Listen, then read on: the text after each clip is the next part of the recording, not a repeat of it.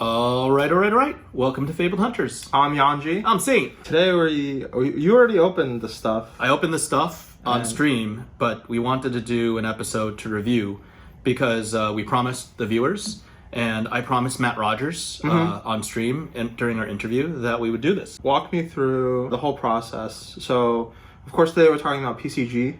PCG, Premier Card Grading, out in New Zealand. Yeah. Kiwi-run grading company to fight the bigs. For people who haven't been following, there's kind of a story behind this batch, right? Oh, this batch. This is what we call the community batch. And I think up to 20 different collectors in the community, fans of Flesh and Blood, these are all Flesh and Blood cards today. They said, hey, we want to submit our cards and we want to give Premier Card Grading a try because the other card grading companies are oppressive, they're oppressively expensive, and they're grading so harsh and so unrealistically, and most importantly, so inconsistently, that it's making zero financial sense for us to support these companies anymore. I personally have not submitted any of my cards to Beckett. As a favor, I might submit some cards from friends of the community, but I've personally stopped. Yeah. I might start again if it becomes, if they get better. If things get better. Like usually there's that saying, things are going to get worse before they get better. Yeah. Right now they're worse. They're much, much worse. Okay. So all these collectors said, hey, let's give Premier Card Grading a shot. I said, in exchange for giving these individual collectors a free batch of grading, we agree to do a showcase of the community batch afterwards, and we can critique it. We can, just give our opinions about it, give our viewpoints about it, and that's what this video is about, because the cards are back. All right, let's get into it then. Let's do it. Here, take half a batch. Why don't you go off? It's all randomized. All right, so I guess the first thing that I want to talk about is the design of the slabs. So what do you feel about the design of these slabs as compared to some of the other players in the space? I would say that the slabs, they look nice. I would say the label is clean. I like the inner sleeve. The two companies that don't have the inner sleeve are PSA, which is the largest grading company, and CGC, which is a company that's run by Blackstone. CGC, that's bad. Uncoincidentally, just picked up a contract with eBay.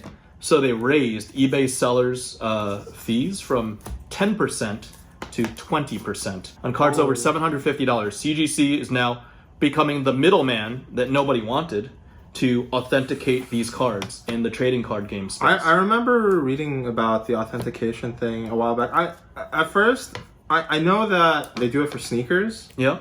And for sneakers, it provides a genuine value because there's people doing counterfeits and stuff like that. Yeah, they say there are people doing counterfeits and blah, blah, blah, but is it worth a 10% increase to all of the trading card sellers in the world on eBay? Yeah, that's hard to say. It's hard to say, but the sellers are paying it, and CGC's making money, eBay's making money, and the buyer gets more peace of mind, I guess, but peace of mind was supposed to be provided by the first 10% that eBay was taking. Yeah. Right? There's final value fee. Yeah, let's not get into eBay and CGC, but that's just information. Now, what about these slabs? So one thing that I actually noticed, you were talking about CGC, one thing that I thought that CGC did right, compared to the other grading companies, is I liked the fact that they had the slimmer, clear, plastic casing. Yep. As a matter of fact, I've got a CGC slab right here. They have the worst standards on centering, but let's just critique the case. Yeah. A PCG case is literally... It looks a little bit better than the CGC one. I like it. It looks a little bit more narrow. Yep. It's thinner. It's more sleek. The label's not too darn big. Yeah. Right? This looks like a stamp. It's disgusting. The label's cleaner, and I've said this to PCG direct, behind closed doors and publicly. If they made this a metallic label or added metallic elements, either the whole thing being metallic and printing black ink on top, or just this part. Yeah, or even just this you mean on the right, even just a little bit, it would beat out every other label, including the Beckett label. That plus maybe these little they call them speedometers, or these little arches. Yeah, the little arches. Other than that, the font is so clean. The words don't look busy. This looks really busy, doesn't it? Yeah, it's But, because like, the colors, like it's because I think that how they did, like, it's like blue on black. Yeah, blue on black, and it's just gross looking. There's so many different sizes. This is clean. This is very clean font. And here, the little stamp, they just put a sticker on top, and the sticker is off center, right? It's top bottom, right? Bottom is like 4x the top. It's like you're a grading company, you're critiquing on centering. That's so funny. Obviously, look, they gave this a centering 8 and they gave it a 9. What a mint card. And this is why I do not use...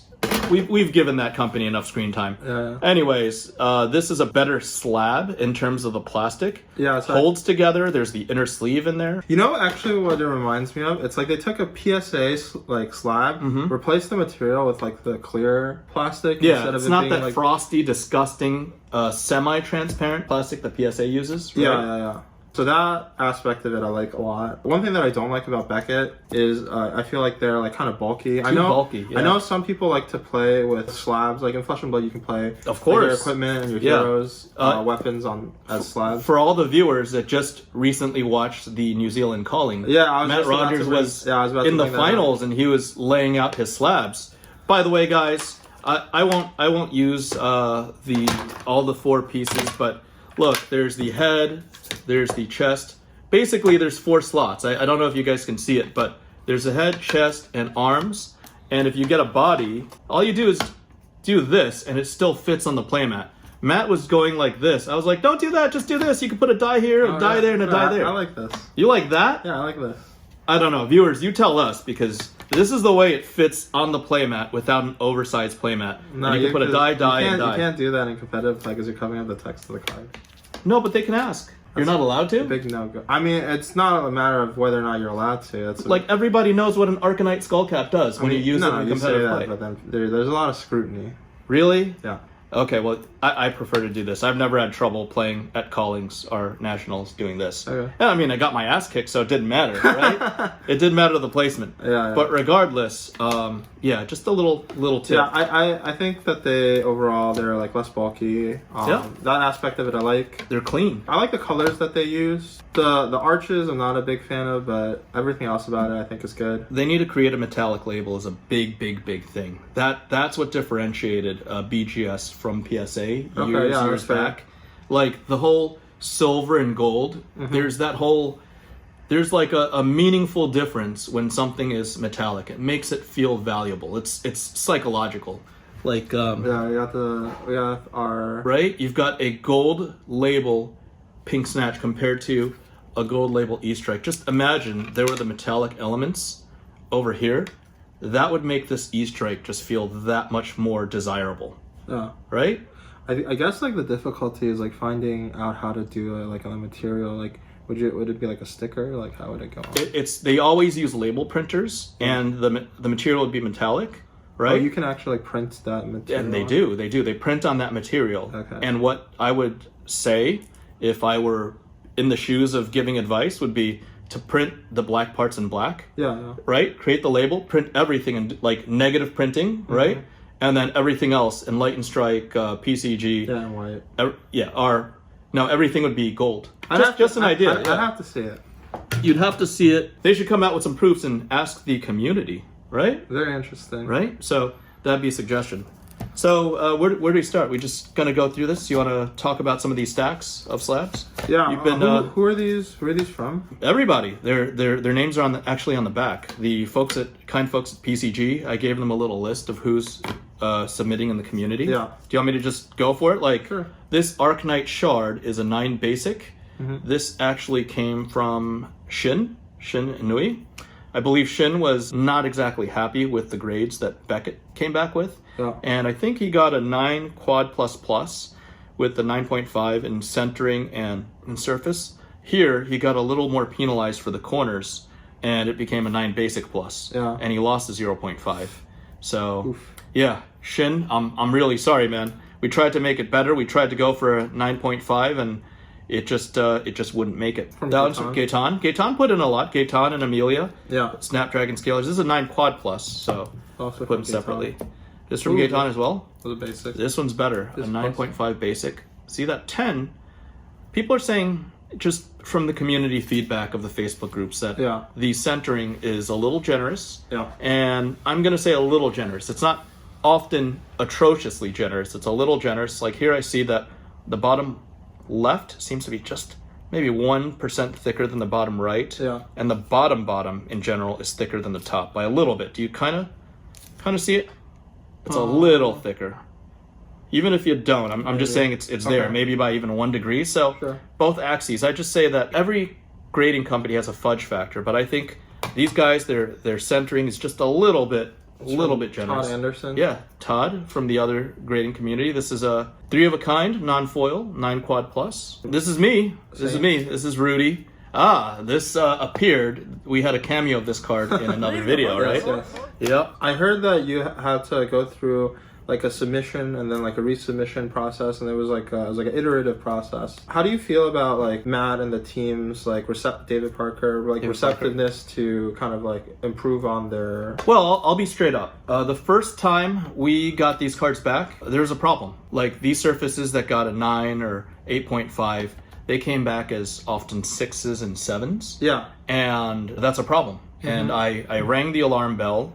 I made a call to executive management in Las Vegas, and they're like, oh, that's a problem? And I'm like, yes, it's a problem. If these are all, maybe they're not pack fresh, but they're near mint, widely considered near mint cards, to come back as 7s and 6s and 8s. Yeah, normally if you get like a 6 surface, that's like... Yeah, usually it's beat up. Usually there's very visible surface damage. Yeah, like you got, like, all cards have a little kind of like glossy finish. Yep, you like through like playing no sleeves, it like wore off, or like, of course, like something along those lines. Yeah, usually we'd see some sort of extensive surface damage, and here we didn't see it. Like I think they were looking at it too in depth. They were magnifying the surface. Usually in the other grading companies, if the other first 3 subgrades, centering, corners, and edges, are pretty good, you usually kind of know where the last one is, and it's a little bit of a gimme. It's the easiest grade, right? It's the easiest grade. You even said in another batch video that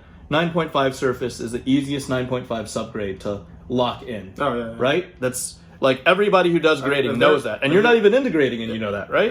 I'm not integrating for myself, but I've helped a couple people grade their cards? Yeah, grade their cards. 9 surface is usually like there's like some print defect. Like there's a print dot or something in it, right? Like this 8.5, I'll take this out of Dave's. This 8.5, we could look. Dave won't mind. It's hard to see anything, right? I mean, there is a sleeve in between, but usually you'd want to see something, some scuff or something, right? Yeah, I mean, you have to look at. I think for surface, you have to look like pretty carefully. You do. But it's hard to tell. I think we have to go in, like you said, like normally when you go through it, you go through it carefully with like a really bright light. Yes, I use in the dead of night. Yes, late at night. No outside lights. High intensity, bright lights, and I would go first white light, then yellow light. So two shades of lights. Fortunately, we have studio lights all around us. Yeah. But when I was doing the shadow grading component, which we'll get into later, it was such a rush. It was right before the holidays. Yeah. And I only used white light. Therefore, I missed a lot. There's like a lot of these cold foils and whatnot. There's a lot of reflection, so it's hard for me to pick up stuff. Sure. The yellow, orangish yellow light, you could see the differentiation on the surface much better. Okay. And they do this at PCG, all the PCG offices as well. So yeah, like look, here's a couple of 8s, 8 edges. So I noticed that when we were going through the cards, there are very few gold labels. There are. Actually, that's why I quickly was just going through this. Yeah, did you want to pull out all the gold labels? Yeah, the gold labels are right here. The 9s. There's 100 cards here, so conveniently we can do different batches. 9 basics, 9 basics. I can find out the percentages. 9 basics, 9 basics.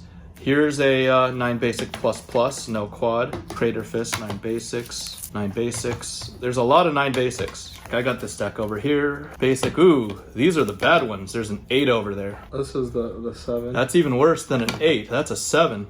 This is a 9 basic. A lot of 9 basics. We can break it down. So every one card is 1% of the batch. I'm surprised that they gave this like a 9 because it has 2 8.5 grades. Yeah, and then the 10 weighs it out. Yeah. The 9 basic. They've got different math. Some people are like, oh, it's going to take getting used to how the grades even out. And I'm like, 9 basic. You know, I don't know what their math is all about, but it is a system. Every company has their own algorithm. Yeah. Right? I don't know what Premier's algorithm is, but not everybody has to be identical. They don't have to be exactly the same. You just have to respect. Oh, are these the? I think what's more important than just like following what everyone else does is do your own thing and stick with it. Well, being accountable to what you say you're going to do. And that was one thing that I believe they truly did, because they had screwed up, and then PCG management decided to offer the whole community a money-free, a money-free redo, a do-over on their grades. And on the do-over, which we're experiencing the do-over, the community batch right here. Yeah. On the do-over, I think they did a much better job. We will quickly review what these grades bared. 9 quad plus, iron legs. 9 quad plus tunic. Is that a cold foil? That's a cold foil. Yep. Here you go. Here's a CNC we pulled. That's very unfortunate. Corners and edges and surface. Oh no. Yeah, that's the. Wait, was it the one that we pulled with the eye? Yes, with the eye. Sad day. Yes, sad. You were there. That was the cleanest CNC we'd ever seen. And we'll talk about I want to recount. Yeah, I want to recount too. No. You pulled it live. Yeah. I mean, it is what it is. It is, indeed. There's a 9. Is that a quad or no? Those are all basics. Yeah. Okay, so here's the distribution. We've got 1 7. And this is from James Badger. Spoiler alert, James Badger purposely submitted cards that he said he would never in his life think to grade, just to test them out. So he was the red herring. He's like, yeah, of course there's damage on Go Bananas. You think I'm going to submit $1,000? That's James Badger. That's kind of how he is. He's a troll. Okay. So the 6 surface is probably warranted. Yeah. There's a cover. Oh, and look at that. He purposely... submitted the that's damage. Like that's a lot of corner damage. 7. Yep. So Go Bananas. The 8 was from Gaetan. Gaetan mentioned that some of these had surface print marks. So 7 and 8 are 1 and 1. Anything sub 8.5 is only 2% of the batch. There's others. Out of the 90 that we're showing, we'll get into the shadow grading later.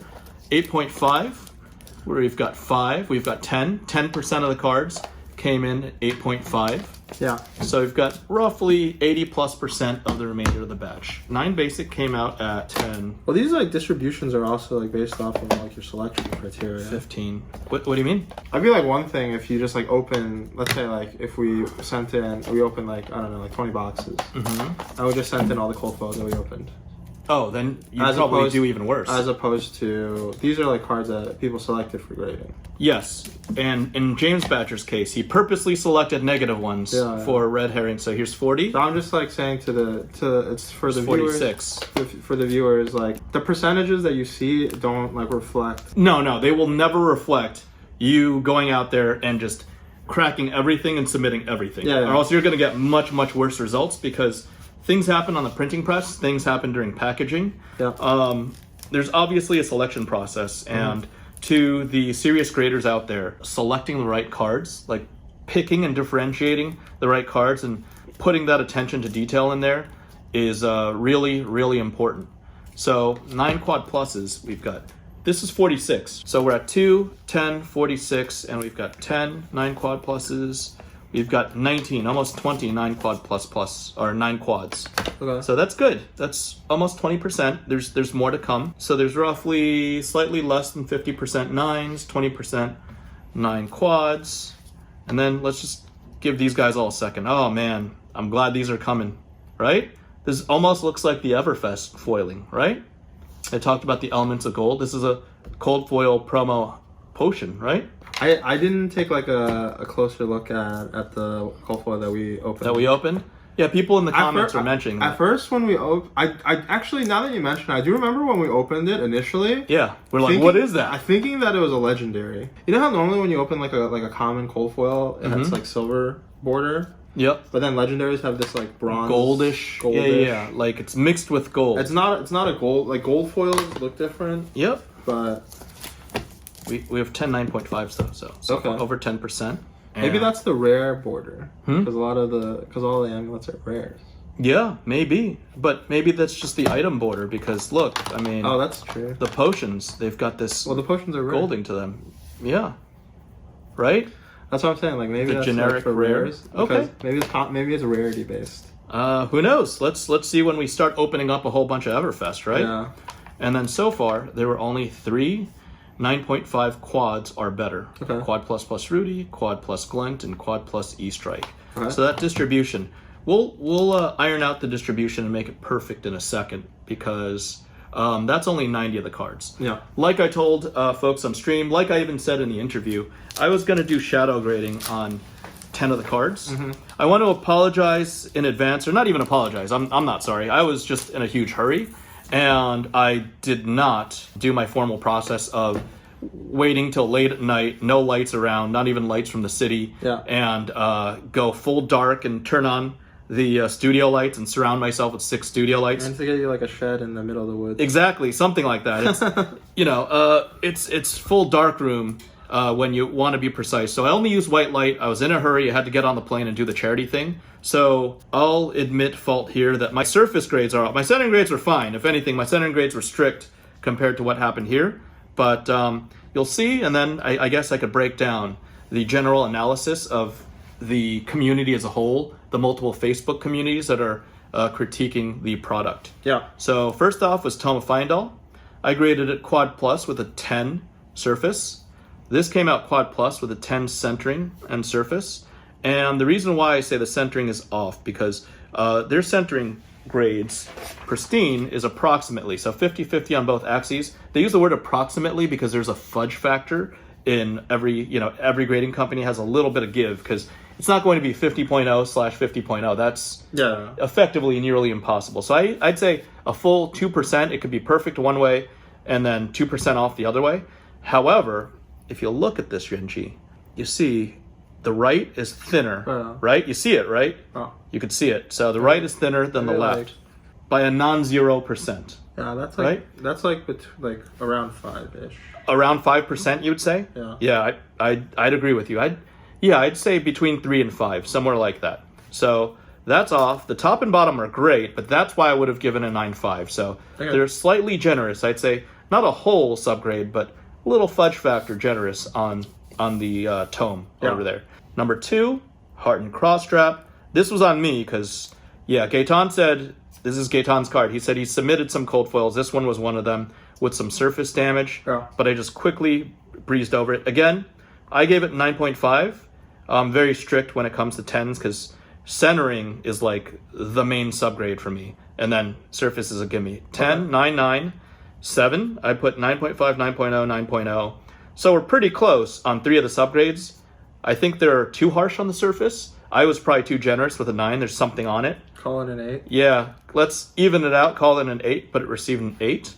And that's one bad one for the 8, one for the quad. So what else? The next one is Scab Skin Leathers. I got 9 quad plus, 9.5, 9.0, 9.0, 9.5. Here, they gave it 9.5 centering, equal.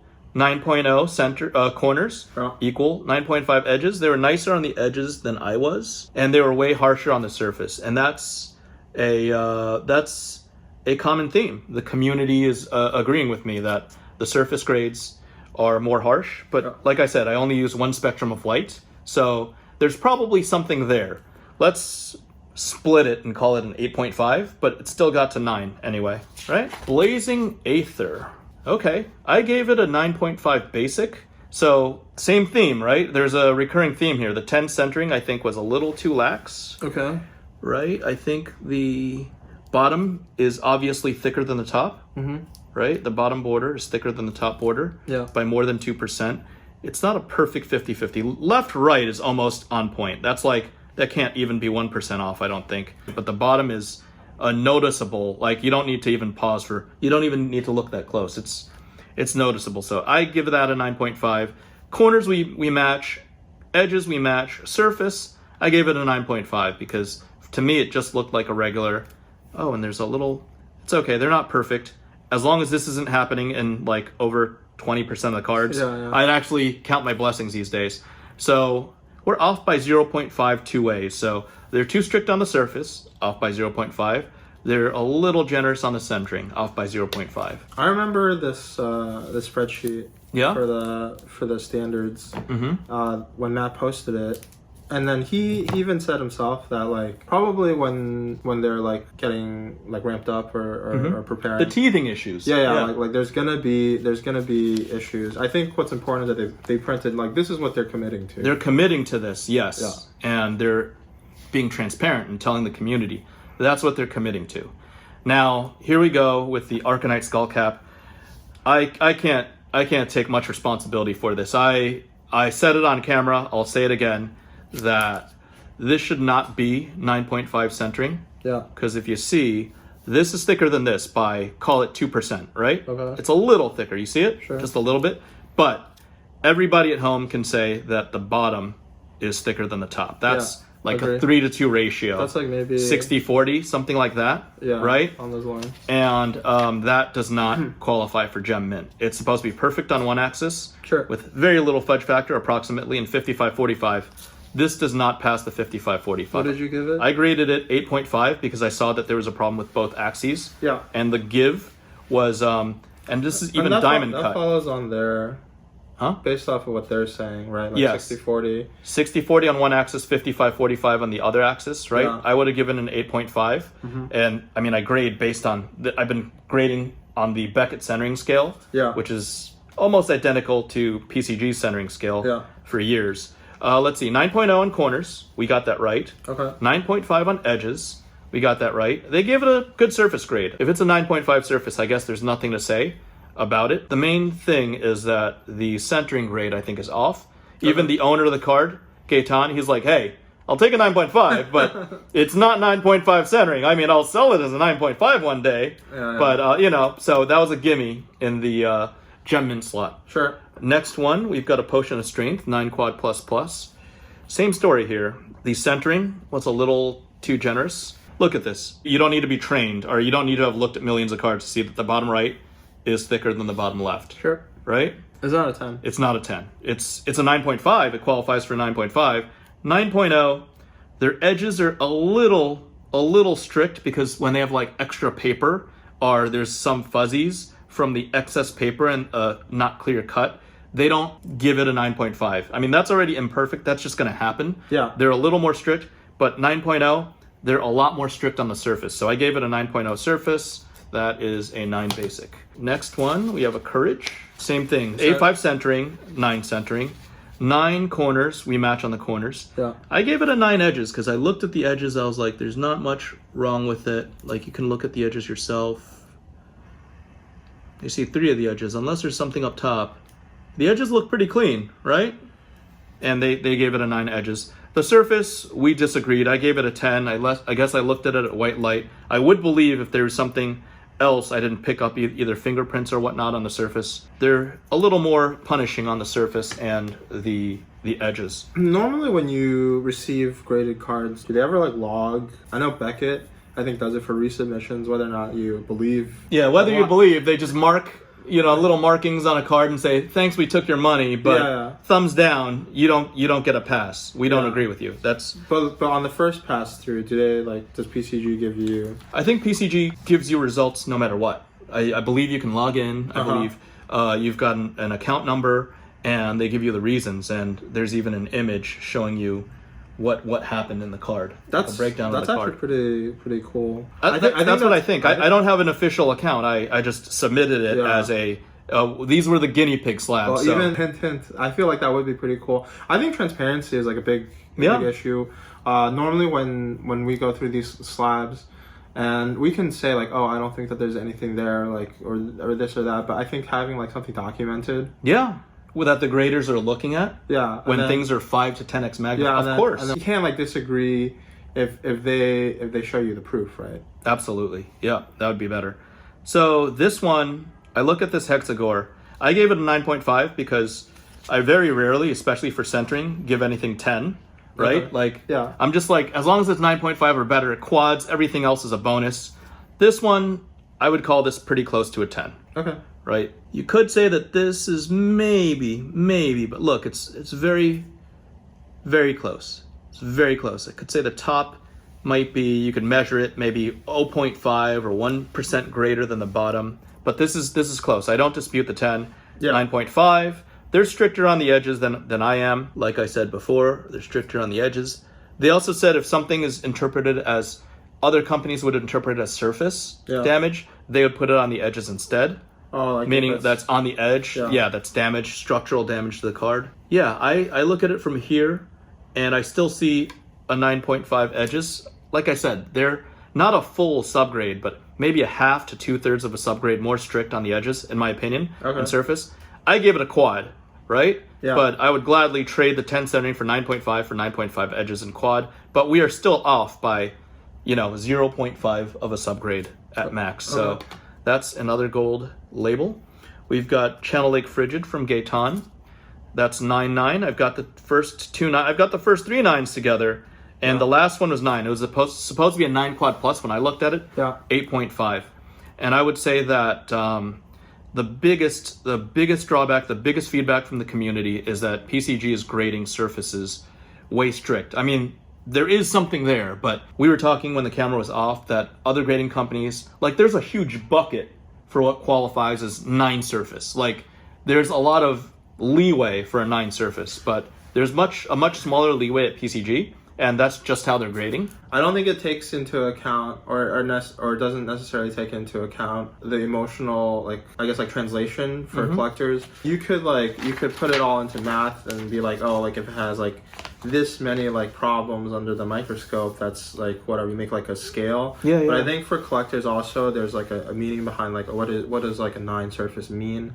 What does like an 8 surface like mean? And I think that maybe they need to take that into account. Like what is a 7 surface? Well, something better be on the surface. Something structural and very visible to the naked eye. Better be on the surface. If it's a 5 or 4, the card's bent.